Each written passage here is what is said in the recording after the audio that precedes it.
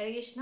তো আমরা এখন একাদশী ব্রত মাহাত্ম্য থেকে শর্তিলা একাদশী ব্রত মাহাত্ম্য কথা সকলে মিলে শ্রবণ করব। মাঘ মাসের কৃষ্ণপক্ষের শর্তিলা একাদশী মাহাত্ম্য ভবিষ্যৎ পুরাণে বর্ণিত আছে। যুধিষ্ঠির মহারাজ বললেন, হে জগন্নাথ, মাঘ মাসের কৃষ্ণপক্ষের একাদশী তিথির নাম কি, বিধি বা কি, এবং তার কি ফল সবিস্তারে বর্ণনা করুন।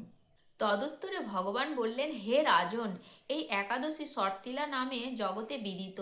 একসময় দালভ্য ঋষি মুনিশ্রেষ্ঠ পুস্তককে জিজ্ঞাসা করলেন, মর্ত্যলোকে মানুষেরা ব্রহ্মহত্যা, গোহত্যা, অন্যের সম্পদ হরণ আদি পাপকর্ম দ্বারা নরকে গমন করে, যাতে তারা নরকগতি থেকে রক্ষা পায়, তা যথাযথভাবে আমাকে উপদেশ করুন। অনায়াসে সাধন করা যায় এমন কোনো কাজের মাধ্যমে যদি তাদের এই পাপ থেকে উদ্ধারের কোনো উপায় থাকে, তবে তা বলুন। ঋষি পুলস্থ বললেন, হে মহাভাগ, তুমি একটি গোপনীয় উত্তম বিষয় প্রশ্ন করেছ। মাঘ মাসে সূচি, জিতেন্দ্রীয়, কাম, ক্রোধ আদি শূন্য হয়ে স্নানের পর সর্ব দেবেশ্বর শ্রীকৃষ্ণের পূজা করবে। পূজাতে কোনো বিঘ্ন ঘটলে কৃষ্ণ নাম স্মরণ করবে। রাত্রিতে অর্চনাস্তে হোম করবে। তারপর চন্দন, অগুরু, কর্পূর ও শর্করা প্রভৃতি দ্বারা নৈবেদ্যে প্রস্তুত করে ভগবানকে নিবেদন করবে। কুষ্মাণ্ড, নারকেল অথবা 100 গুবাক দিয়ে অর্ঘ্য প্রদান করবে। কৃষ্ণ কৃষ্ণ কৃপালুস্তম গতিনাং গতিভব ইত্যাদি মন্ত্রে শ্রীকৃষ্ণের পূজা করতে হয়। কৃষ্ণ আমার প্রতি প্রীত হন বলে যথাশক্তি ব্রাহ্মণকে জলপূর্ণ কলস, ছত্র, বস্ত্র, পাদুকা, গাভী ও তিলপাত্র দান করবে। স্নান দানাদি কার্যে কালো তিল অত্যন্ত শুভ।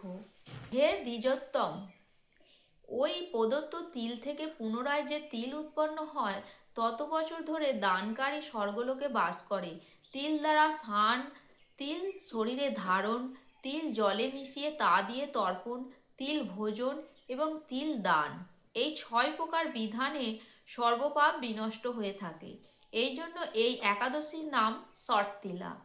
হে যুধিষ্ঠির, একসময় নারদও এই শর্তিলা একাদশীর ফল ও ইতিহাস সম্পর্কে জানতে চাইলে যে কাহিনী আমি বলেছিলাম তা এখন তোমার কাছে বর্ণনা করছি। পুরাকালে মর্ত্যলোকে এক ব্রাহ্মণী বাস করত। সে প্রত্যহ ব্রত আচরণ ও দেবপূজা পরায়ণা ছিল। উপবাস ক্রমে তার শরীর অত্যন্ত ক্ষীণ হয়ে গিয়েছিল। সেই মহাসতী ব্রাহ্মণী অন্যের কাছ থেকে দ্রব্যাদি গ্রহণ করে দেবতা, ব্রাহ্মণ, কুমারীদের ভক্তি ভরে দান করত, কিন্তু কখনো ভিক্ষুককে ভিক্ষাদান ও ব্রাহ্মণকে অন্নদান করেনি। এইভাবে বহু বছর অতিক্রান্ত হলো। আমি চিন্তা করলাম, কষ্টসাধ্য বিভিন্ন ব্রত করার ফলে এই ব্রাহ্মণীর শরীরটি শুকিয়ে যাচ্ছে। সে যথাযথভাবে বৈষ্ণবদের অর্চনা করছে, কিন্তু তাদের পরিতৃপ্তির জন্য কখনো অন্নদান করেননি। তাই আমি একদিন কাপালিক রূপ ধারণ করে আমার পাত্র হাতে নিয়ে তার কাছে গিয়ে ভিক্ষা প্রার্থনা করলাম। ব্রাহ্মণী বলল, হে ব্রাহ্মণ, তুমি কোথা থেকে এসেছো, কোথায় যাবে তা আমাকে বলো। আমি বললাম, হে সুন্দরী, আমাকে ভিক্ষা দাও। তখন সে ক্রুদ্ধ হয়ে আমার পাত্রে একটি মাটির ঢেলা নিক্ষেপ করলো। তারপর আমি সেখান থেকে চলে গেলাম। বহুকাল পরে সেই ব্রাহ্মণী ব্রত প্রভাবে সশরীরে স্বর্গ গমন করল। মাটির ঢেলা দানের ফলে একটি মনোরম গৃহ সে প্রাপ্ত হলো। কিন্তু হে নারদ, সেখানে কোনো ধান ও চাল কিছুই ছিল না। গৃহশূন্য দেখে মহা ক্রোধে সে আমার কাছে এসে বলল, আমি ব্রত, কৃচ্ছ সাধন ও উপবাসের মাধ্যমে নারায়ণের আরাধনা করেছি। এখন হে জনার্দন, আমার গৃহে কিছুই দেখছি না কেন? হে নারদ, তখন আমি তাকে বললাম, তুমি নিজের গৃহে দরজা বন্ধ করে বসে থাকো। মর্ত্যলোকের মানবী সশরীরে স্বর্গে এসেছে শুনে দেবতাদের পত্নীরা তোমাকে দেখতে আসবে, কিন্তু তুমি দরজা খুলবে না। তুমি তাদের কাছে শর্তিলা ব্রতের পূর্ণ ফল প্রার্থনা করবে। যদি তারা সেই ফল প্রদানে রাজি হয়, তবেই দরজা খুলবে। এরপর দেবপত্নীরা সেখানে এসে তার দর্শন প্রার্থনা করল।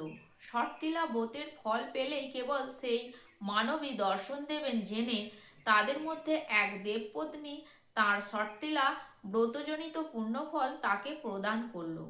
তখন সেই ব্রাহ্মণী দীপকান্তি বিশিষ্টা হল এবং তার গৃহ ধনধান্যে ভরে গেল। দ্বার উদ্ঘাটন করলেই দেবপত্নীরা তাকে দর্শন করে বিস্মিত হলেন। হে নারদ, অতিরিক্ত বিষয় বাসনা করা উচিত নয়। বিত্ত সার্থক অকর্তব্য। নিজ সাধ্যমতো তিল বস্ত্র ও অন্ন দান করবে। শর্তিলা ব্রতের প্রভাবে দারিদ্রতা, শারীরিক কষ্ট, দুর্ভাগ্য প্রভৃতি বিনষ্ট হয়। এই বিধি অনুসারে তিল দান করলে মানুষ অনায়াসে সমস্ত পাপ থেকে মুক্ত হয়। হরি বল, হরে কৃষ্ণ।